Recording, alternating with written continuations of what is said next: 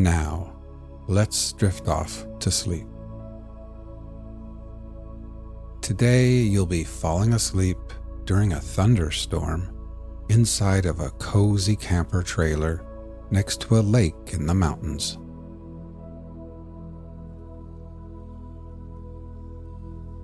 Imagine you are feeling exhausted, hot, and sweaty as you return to your camper.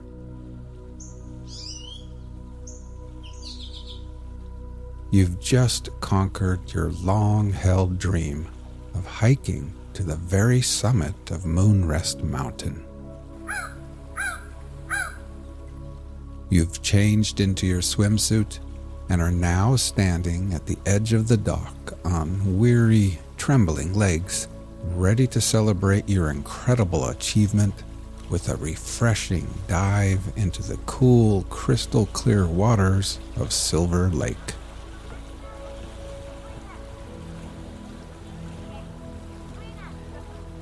With your arms raised above your head and ready to dive in, you glance at the slow-moving dark clouds on the horizon. Beads of sweat are still clinging to your forehead when you push off the dock and soar through the air before gliding perfectly into the water. The crisp, cool water envelops you, gently massaging your entire being. You can almost taste the clean, mineral freshness of the water as it washes away all the sweat, dust, and grime from your skin.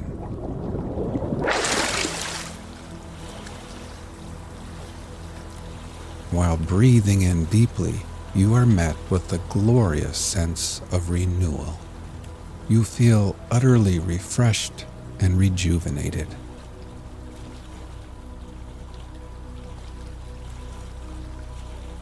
You swim back to the dock and climb the cool aluminum ladder.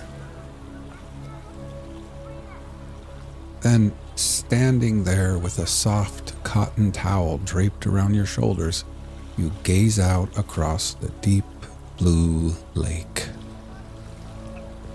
Here and there, motorboats, canoes, sailboats, and jet skis are now headed towards the shores. Everyone knows rain is coming.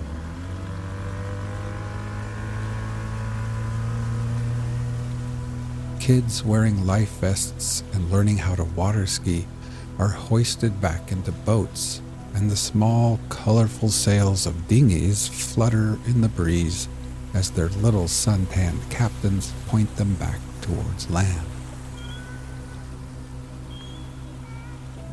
Now, all toweled off and feeling a little bit chilled, you walk barefoot back to your camper ahead of the rain.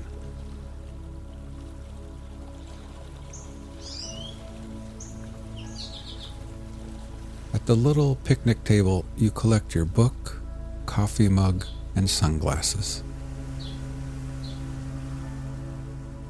You gather up other items and place them into a plastic tote. A salt and pepper shaker, a box of wooden matches, some paper plates. You secure the lid on the tote and move the Coleman lantern under the table.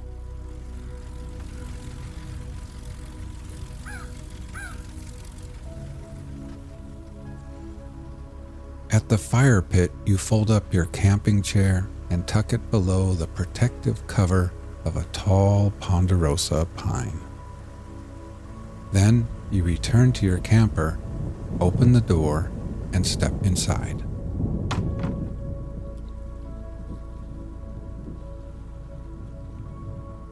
In the little kitchenette, you set water to boil for tea. And then you change into your favorite, coziest leisure wear.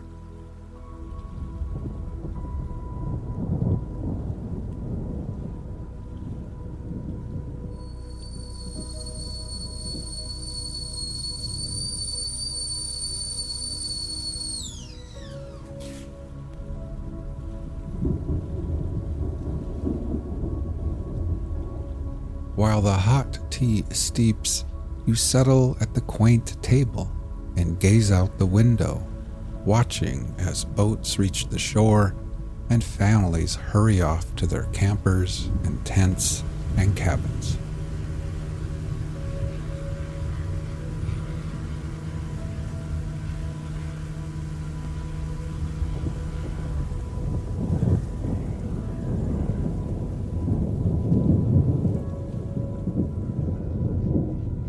Now, with a warm cup of tea in hand and nestled in your soft, comfy clothes, you feel your body slowly warming again. You bring the mug to your lips.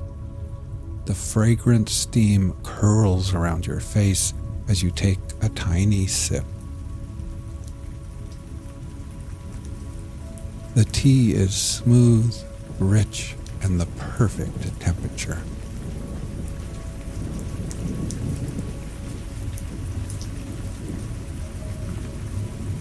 You take a bigger sip, and the tea flows down to your core, melting away the chill from the lake. A rush of warmth spreads throughout your body, like a wave of little goosebumps, and you're suddenly filled with a sense of deep accomplishment, peace, and satisfaction.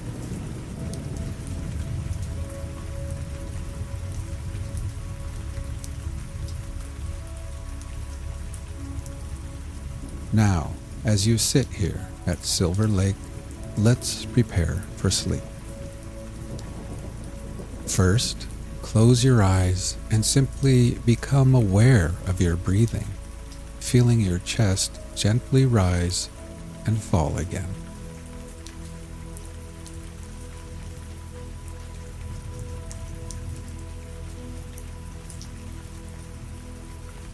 Next, let's take a few deeper breaths. We will slowly fill our lungs with the cool, sweet scent of pine trees and that fresh mountain air. And then, after holding briefly, we will let it all go and exhale. Ready? Breathe in deeply, hold for 3, 2, 1, and then exhale.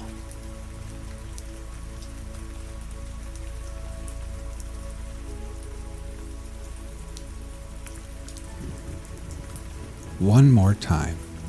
Breathe in deeply, hold for 3, 2, 1, and exhale.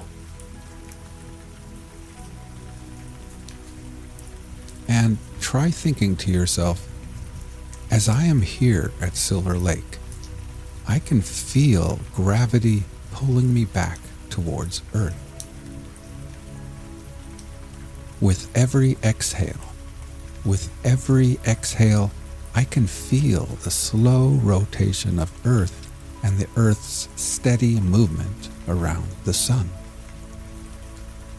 I can feel my tired feet, my ankles, my fatigued calves, my knees, and my legs becoming heavier and heavier and more relaxed.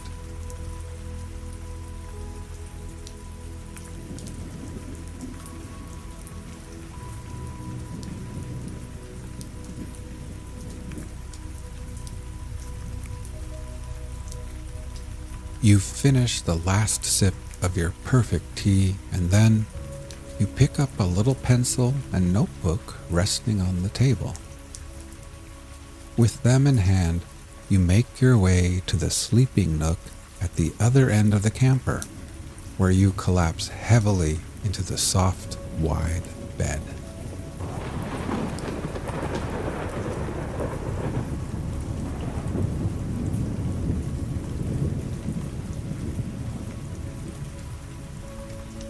After the long, steep hike up Moonrest Mountain, the bed feels like a soft cloud beneath your tired body.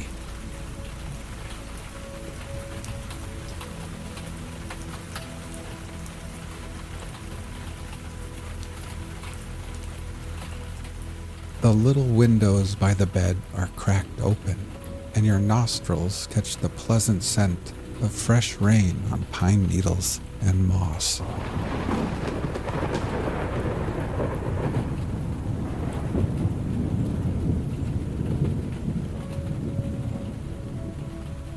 You look at your notepad and observe your to-do list.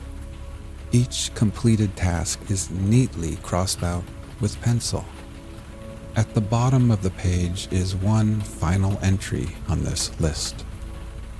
A smile creeps across your face as you take the pencil and begin scribbling over that last item: climb Moonrest Mountain.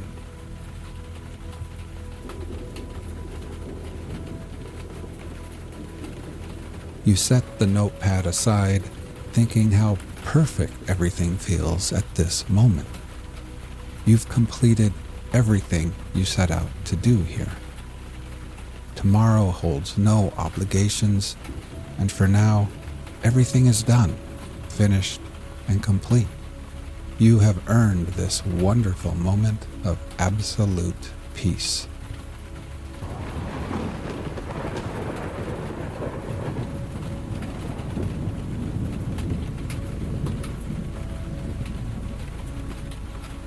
Your body sinks deeper into the soft bed. Every muscle relaxes from the tips of your fingers to the soles of your tired feet as you surrender to the peace and calm and take in the rich mountain air.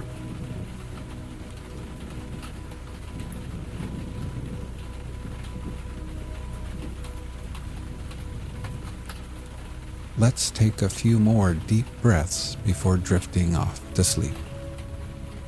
Ready? Breathe in deeply, hold for 3, 2, 1, and then exhale.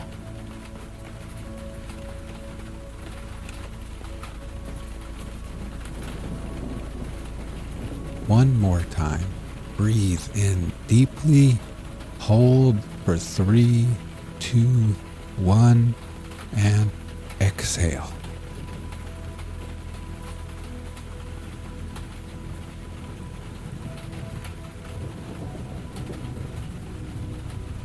Try thinking to yourself, as I lay here at Silver Lake, I can feel gravity pulling me back towards Earth. With every exhale, I experience my body feeling heavier and heavier and more relaxed. I can feel my tired arms, my hands, my torso, shoulders, neck, and head becoming heavier and more relaxed. My whole body feels at peace as gravity's pull tugs me gently and tucks me safely into this ever so soft bed.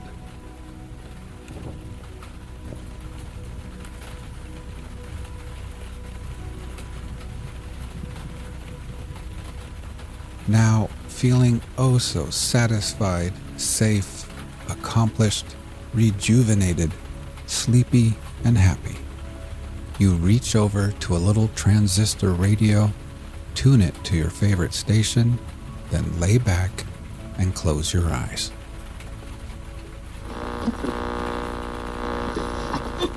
Loss of the steamship Titanic. Report of a formal investigation into the circumstances attending the foundering on April 15, 1912, of the British steamship Titanic of Liverpool after striking ice in or near latitude 41 degrees 46 minutes north, longitude 50 degrees 14 minutes west, North Atlantic Ocean, whereby loss of life ensued. Section 2. Account of the ship's journey across the Atlantic, the messages she received, and the disaster. The sailing order. The masters of vessels belonging to the White Star Line are not given any special sailing orders for the commencement of any particular voyage. It is understood, however, that the tracks or lane routes proper to the particular time of the year and agreed upon by the great steamship companies are to be generally adhered to. Should any master see fit during this passage to deviate from his route, he has to report on and explain this deviation at the end of his voyage. When such deviation has been in the interests of safety and not merely to shorten his passage, his action has always been approved of by the company. A book of general ship's rules and uniform regulations is also issued by the company as a guide. There are in this book no special instructions in regard to ice, but there is a general instruction that the safety of the lives of the passengers and ship are to be the first consideration. Besides the book of ship's rules, every master, when first appointed to command a ship, is addressed by special letter from the company, of which the following passage is an extract.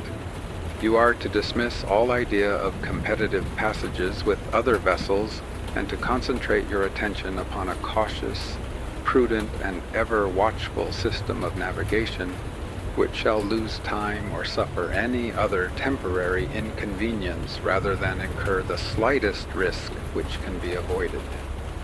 Mr. Sanderson, one of the directors, in his evidence says with reference to the above letter, "We never fail to tell them in handing them these letters that we do not wish them to take it as a mere matter of form, that we wish them to read these letters and to write an acknowledgment to us that they have read them, and that they will be influenced by what we have said in those letters." The route followed. The Titanic left Southampton on Wednesday, April 10th, and after calling at Cherbourg, proceeded to Queenstown, from which port she sailed on the afternoon of Thursday, April 11th, following what was at that time the accepted outward-bound route for mail steamers from the Fastnet Light off the southwest coast of Ireland to the Nantucket Shoal Light vessel off the coast of the United States. It is desirable here to explain that it has been, since 1899, the practice, by common agreement between the great North Atlantic steamship companies, to follow lane routes to be used by their ships at the different seasons of the year. Speaking generally, it may be said that the selection of these routes has hitherto been based on the importance of avoiding as much as possible the areas where fog and ice are prevalent at certain seasons, without thereby unduly lengthening the passage across the Atlantic, and also with the view of keeping the tracks of outward and homeward bound mail steamers well clear of one another. A further advantage is that in case of a breakdown, vessels are likely to receive timely assistance from other vessels following the same route. The decisions arrived at by the steamship companies referred to above have, from time to time, been communicated to the Hydrographic Office, and the routes have there been marked on the North Atlantic route charts printed and published by the Admiralty, and they have also been embodied in the sailing directions. Before the Titanic disaster, the accepted mail steamer's outward track between January 15th and August 14th followed the arc of a great circle between the Fastnet Light and a point in latitude 42 degrees north and 47 degrees west, sometimes termed the turning point, and from thence by Rum Line so as to pass just south of the Nantucket Shoal Light vessel, and from this point on to New York. This track, usually called the outward southern track, was that followed by the Titanic on her journey. An examination of the North Atlantic route chart shows that this track passes about 25 miles south, that is outside, of the edge of the area marked field ice between March and July, but from 100 to 300 miles to the northward, that is inside, of the dotted line on the chart marked icebergs have been seen within this line in April, May, and June. That is to say, assuming the area is indicated to be based on the experience of many years, this track might be taken as passing clear of field ice under the usual conditions of that time of year, but well inside the area in which icebergs might be seen. It is instructive here to remark that had the turning point been in longitude 45 degrees west and latitude 38 degrees north, that is some 240 miles to the southeastward, the total distance of the passage would only have been increased by about 220 miles, or some 10 hours steaming for a 22-knot ship. This is the route which was provisionally decided on by the great transatlantic companies subsequent to the Titanic disaster. It must not be supposed that the lane routes referred to had never been changed before. Owing to the presence of ice in 1903, 1904, and 1905 from about early in April to mid-June or early in July, westward bound vessels crossed the meridian of 47 degrees west in latitude 41 degrees north, that is 60 miles further south than the then accepted track. The publications known as sailing directions, compiled by the Hydrographic Office at the Admiralty, indicate the caution which it is necessary to use in regions where ice is likely to be found. The following is an extract from one of these books named United States Pilot East Coast, Part 1, 2nd edition, 1909, page 34, referring to the ocean passages of the large transatlantic mail and passenger steamers.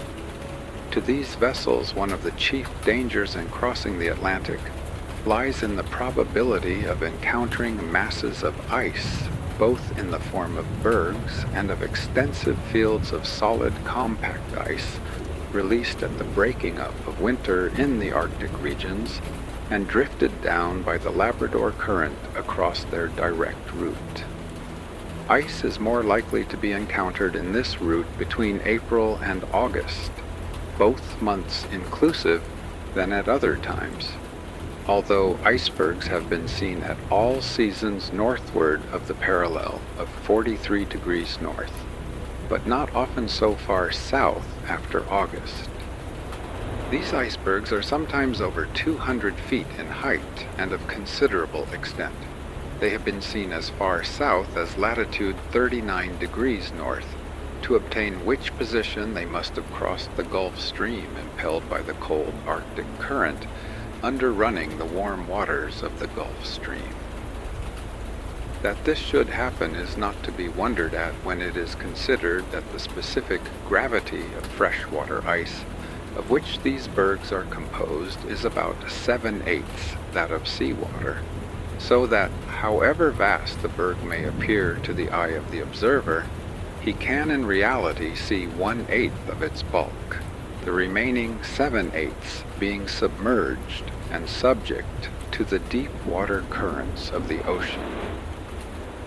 The track of an iceberg is indeed directed mainly by current, so small a portion of its surface being exposed to the action of the winds that its course is but slightly retarded or deflected by moderate breezes. On the Great Bank of Newfoundland, bergs are often observed to be moving south or southeast.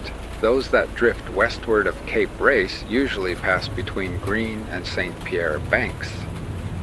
The route chart of the North Atlantic, number 2058, shows the limits within which both field ice and icebergs may be met with, and where it should be carefully looked out for at all times, but especially during the spring and summer seasons. From this chart it would appear that whilst the southern and eastern limits of field ice are about latitude 42 degrees north and longitude 45 degrees west, icebergs may be met with much farther from Newfoundland. In April, May, and June, they have been seen as far south as latitude 39 degrees north and as far east as longitude 38 degrees 30 minutes west.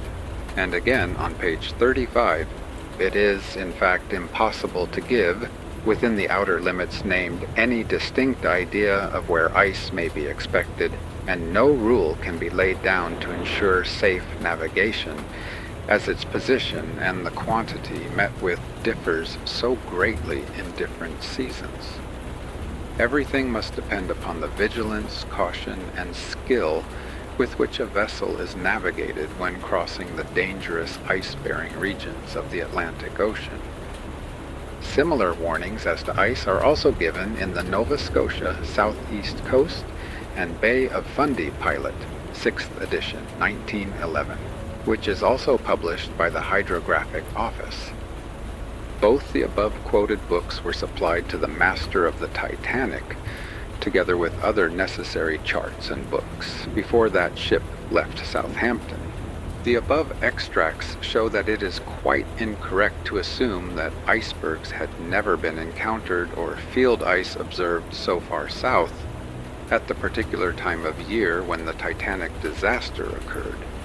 But it is true to say that the field ice was certainly at that time farther south than it has been seen for many years.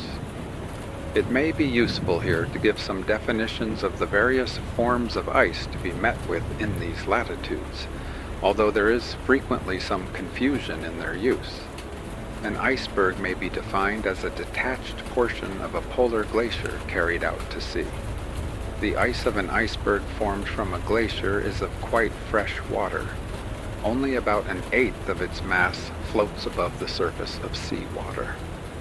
A growler is a colloquial term applied to icebergs of small mass, which therefore only show a small portion above the surface.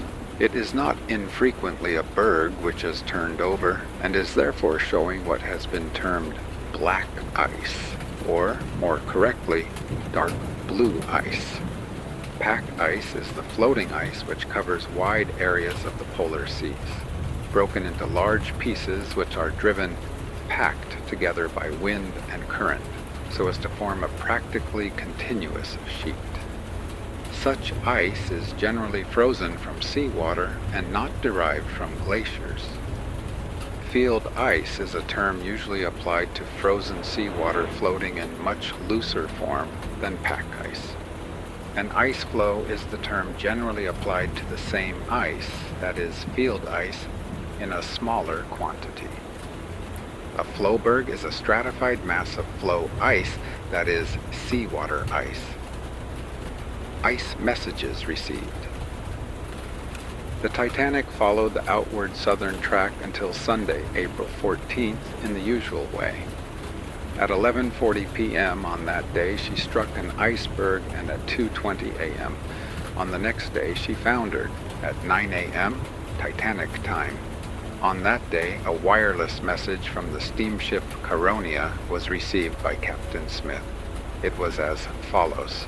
Captain Titanic, westbound steamers report bergs, growlers, and field ice in 42 degrees north from 49 degrees to 51 degrees west, April 12th. Compliments, Bar. It will be noticed that this message referred to bergs, growlers, and field ice sighted on April 12th, at least 48 hours before the time of the collision. At the time this message was received, the Titanic's position was about latitude 43 degrees 35 minutes north and longitude 43 degrees 50 minutes west. Captain Smith acknowledged the receipt of this message. At 1:42 p.m., a wireless message from the steamship Baltic was received by Captain Smith. It was as follows.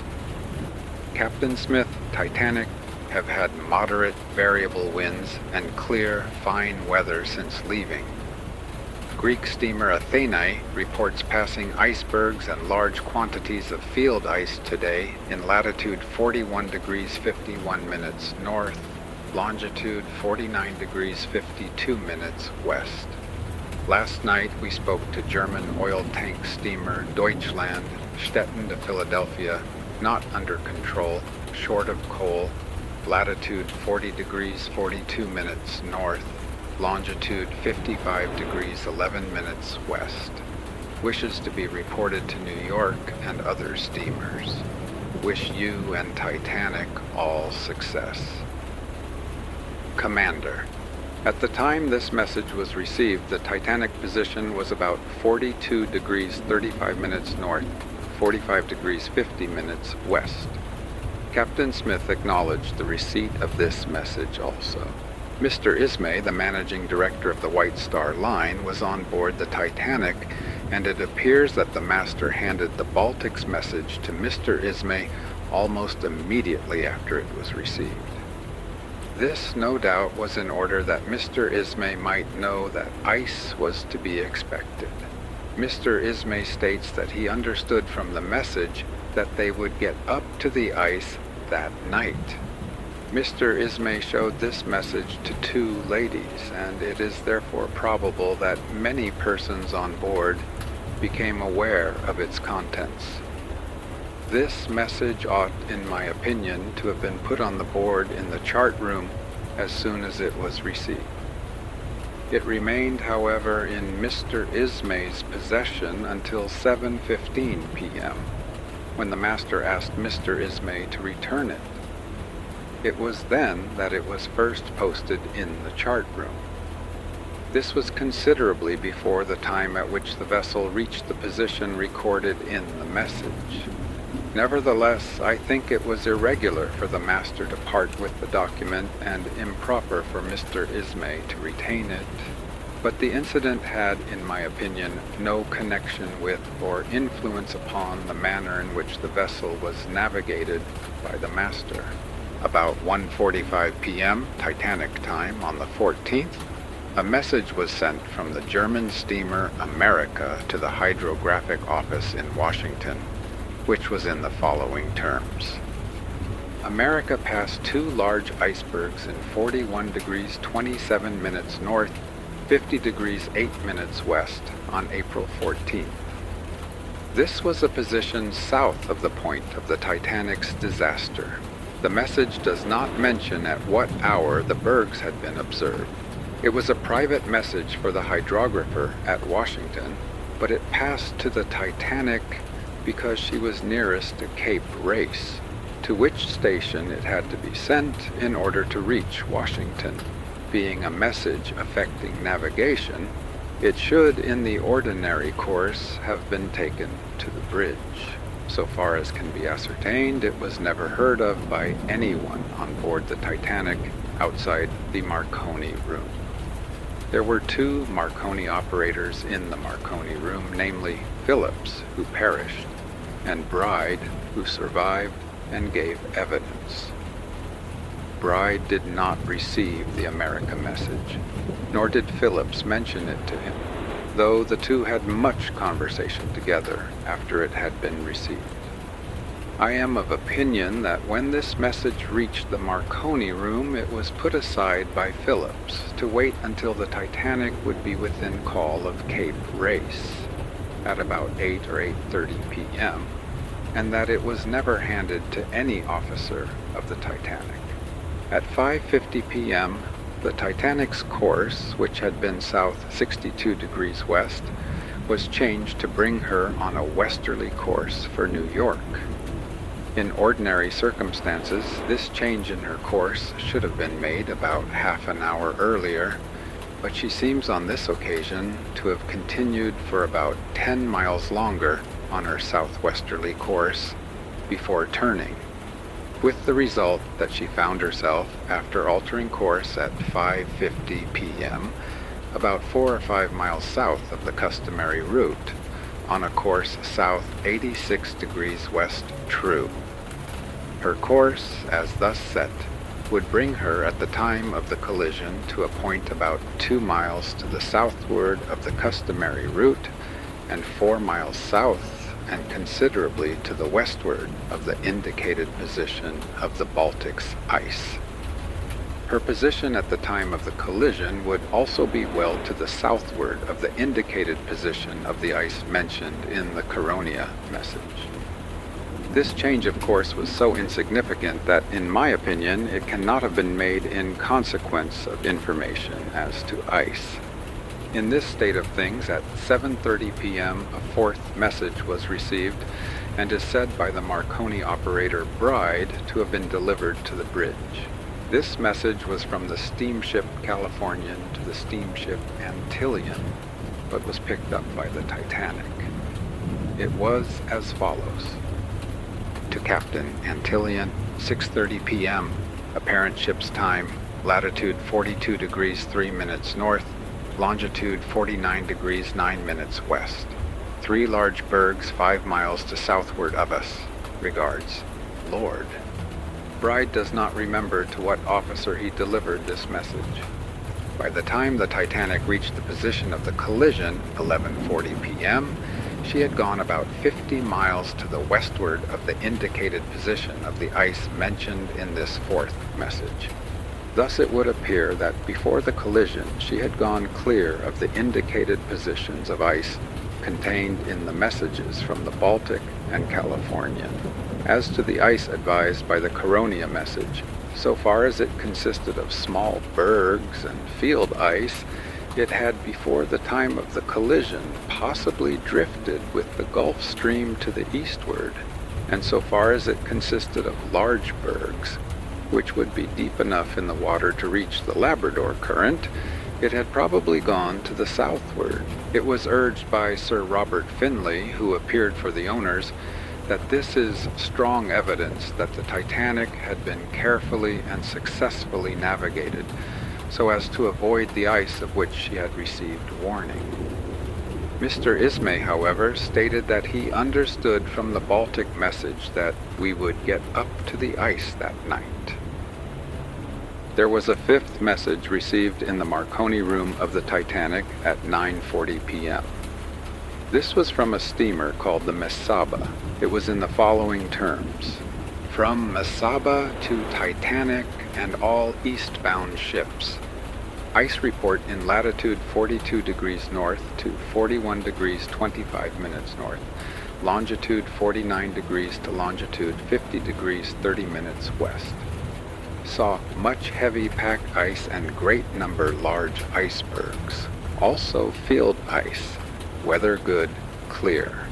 This message clearly indicated the presence of ice in the immediate vicinity of the Titanic, and if it had reached the bridge would perhaps have affected the navigation of the vessel. Unfortunately, it does not appear to have been delivered to the master or to any of the officers. The Marconi operator was very busy from 8 o'clock onward, transmitting messages via Cape Race for passengers on board the Titanic, and the probability is that he failed to grasp the significance and importance of the message and put it aside until he should be less busy.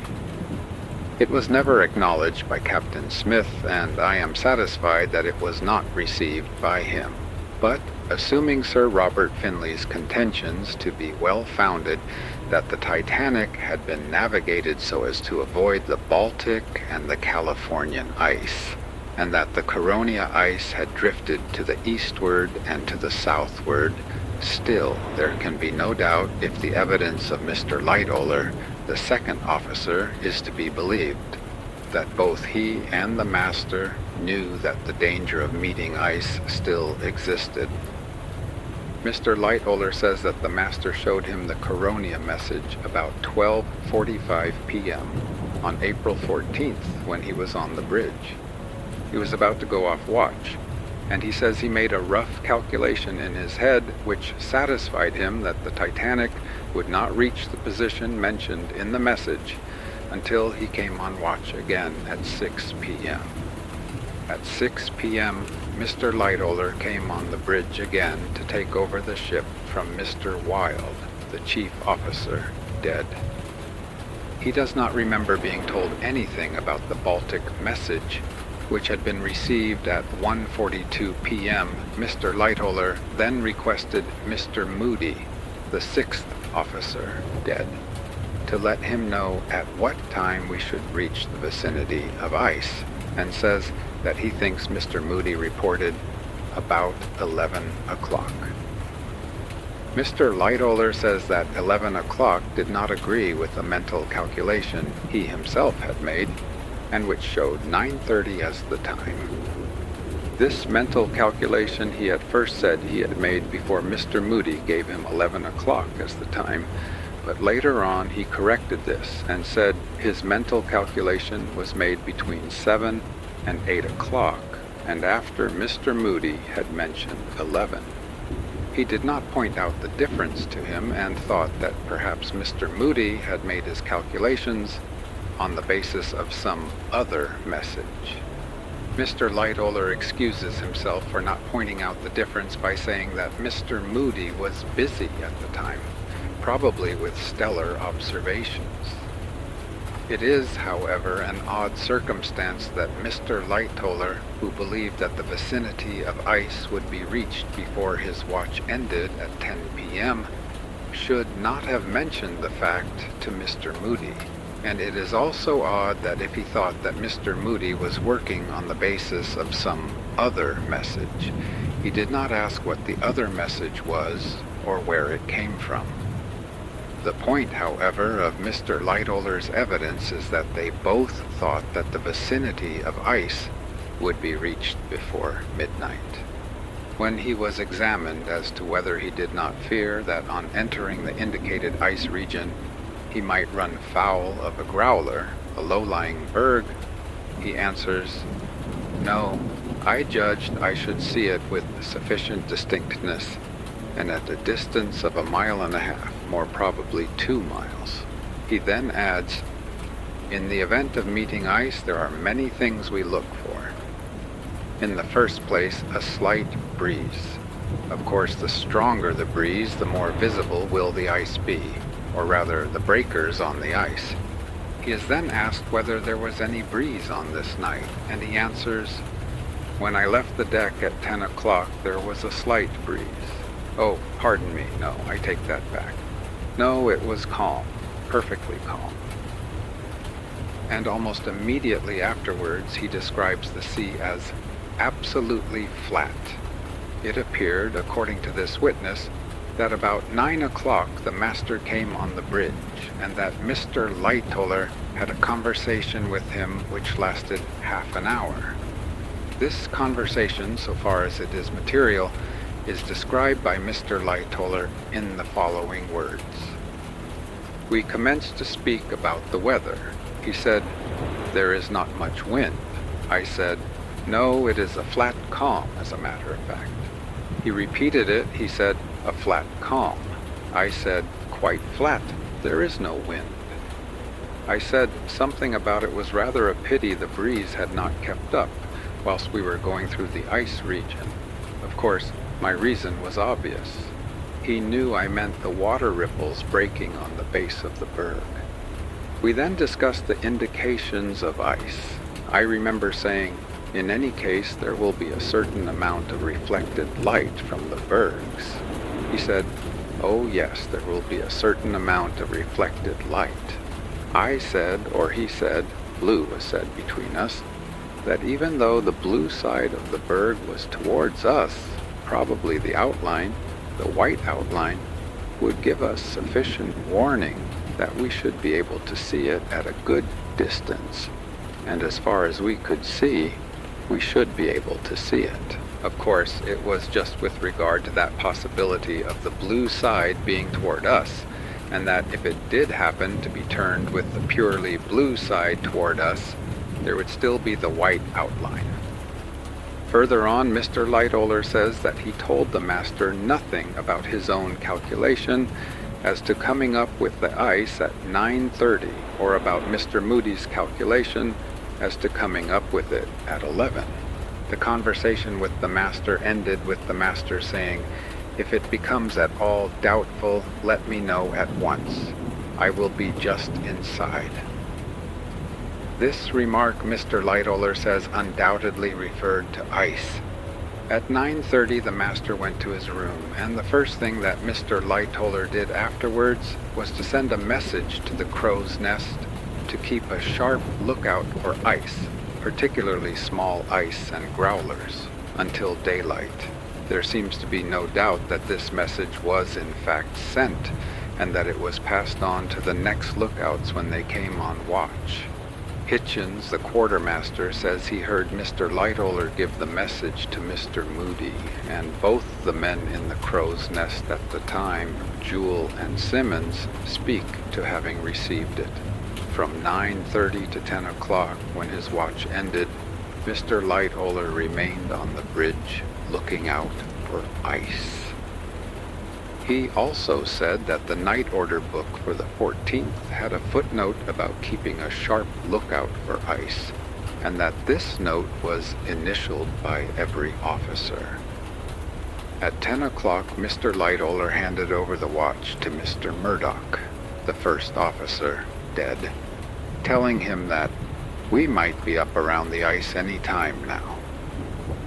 That Mr. Murdoch knew of the danger of meeting ice appears from the evidence of Hemming, a lamp trimmer, who says that about 7:15 p.m., Mr. Murdoch told him to go forward and see the fore-scuttle hatch closed.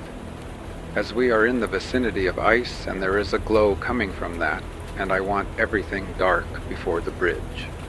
The foregoing evidence establishes quite clearly that Captain Smith, the master, Mr. Murdoch, the first officer, Mr. Lightoller, the second officer, and Mr. Moody, the sixth officer, all knew on the Sunday evening that the vessel was entering a region where ice might be expected. And this being so, it seems to me to be of little importance to consider whether the master had by design or otherwise succeeded in avoiding the particular ice indicated in the three messages received by him. Speed of the ship. The entire passage had been made at high speed, though not at the ship's maximum, and this speed was never reduced until the collision was unavoidable. At 10 p.m., the ship was registering 45 knots every 2 hours by the Cherub log.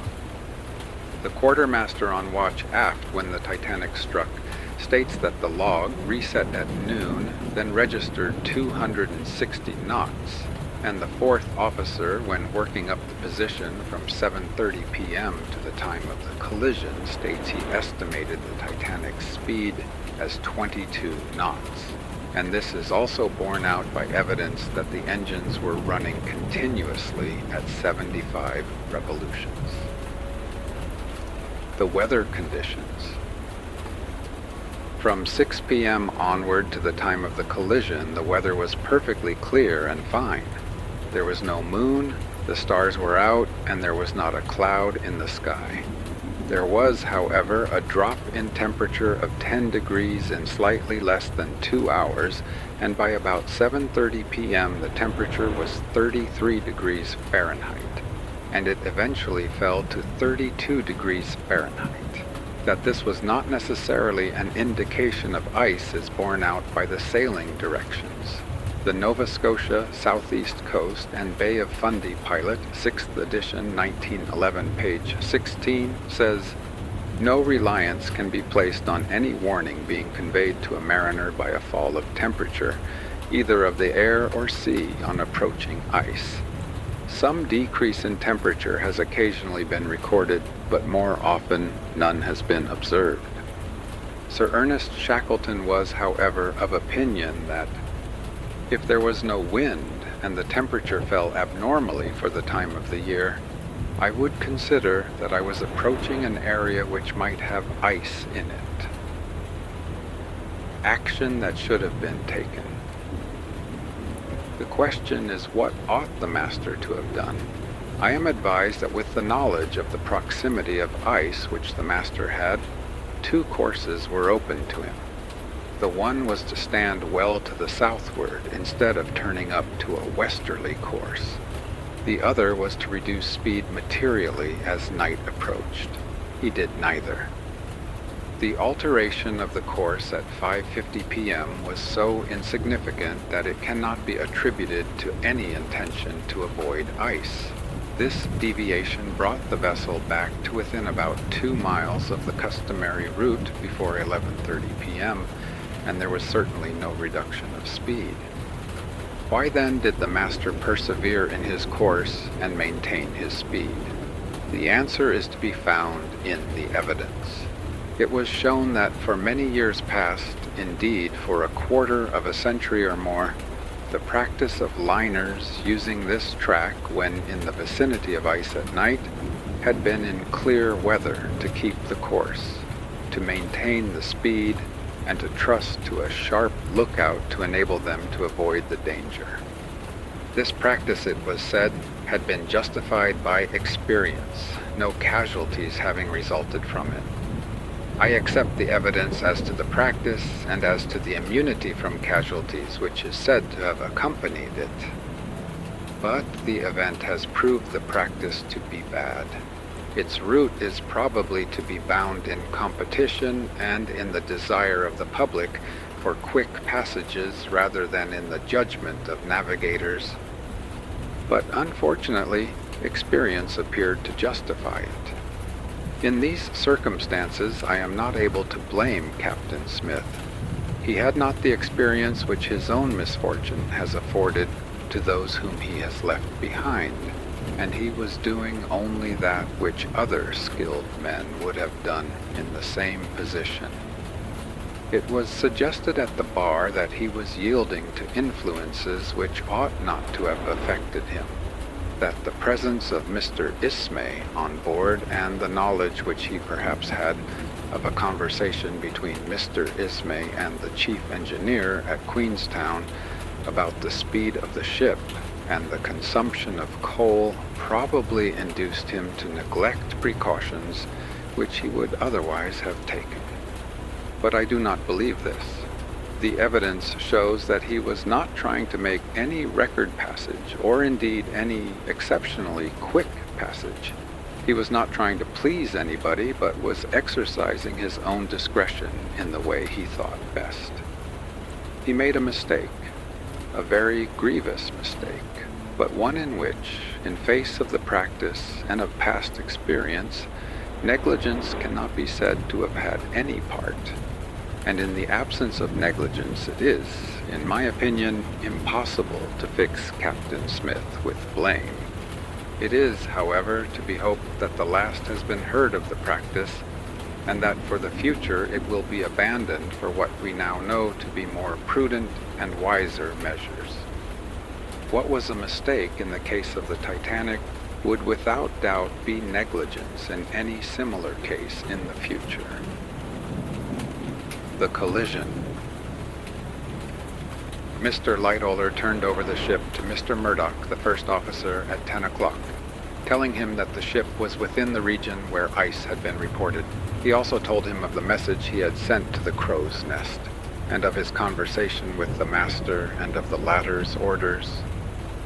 The ship appears to have run on the same course until, at a little before 11:40, one of the lookouts in the crow's nest struck 3 blows on the gong, which was the accepted warning for something ahead, following this immediately afterward by a telephone message to the bridge iceberg right ahead. Almost simultaneously with the 3-gong signal, Mr. Murdoch, the officer of the watch, gave the order hard a starboard and immediately telegraphed down to the engine room, "Stop, full speed astern."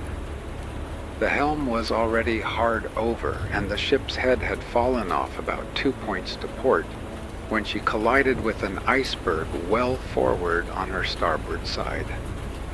Mr. Murdoch at the same time pulled the lever over which closed the watertight doors in the engine and boiler rooms.